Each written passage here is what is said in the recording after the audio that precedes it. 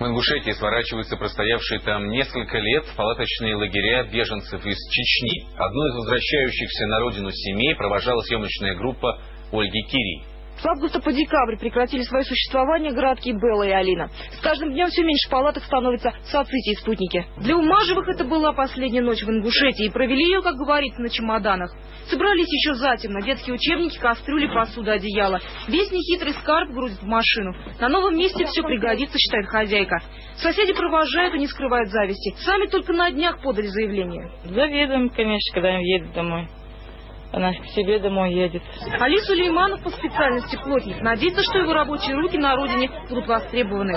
А здесь не мужское это дело, говорит глава семейства, без дела сидеть.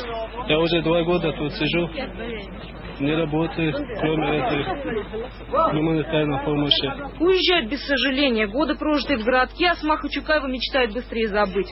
Сама едет в Гехи. Ее дом разрушен, но во дворе пока поставит свою палатку. Отсюда их разрешают забирать. Что тут нажили? Железная койка и вот тент один. И все. Предположительно, к 1 марта в городках не останется ни одной палатки. Параллельно вопросами возвращения беженцев домой занимаются в Ингушетии и представители чеченской власти. Члены специальной правительственной комиссии выезжают непосредственно в палаточные городки. Разъясняют людям, как правильно составить тот или иной документ. Решают их проблемы практически на месте. Глава администрации селения Самашки в 3 палаточных городках своих насчитал 130 семей. И все они хотят вернуться домой. Все вот эти 103 семей я, расселил у себя в селе, прямо непосредственно из Самашки. Здесь же составляются списки на получение компенсации за разрушенное жилье. А 238 семей, желающих покинуть палаточные лагеря, уже в ближайшее время получат из Грозного специальное уведомление. Ольга Кири, Вячеслав Тебелев и Виктор Ангелов. Первый канал, Ингушетия. Власти Ингушетии не намерены ускорять процесс расселения палаточных лагерей. Об этом заявил сегодня президент республики Мурат Зязиков. Он также отверг утверждение о том, что беженцев заставляют возвращаться в Чечню.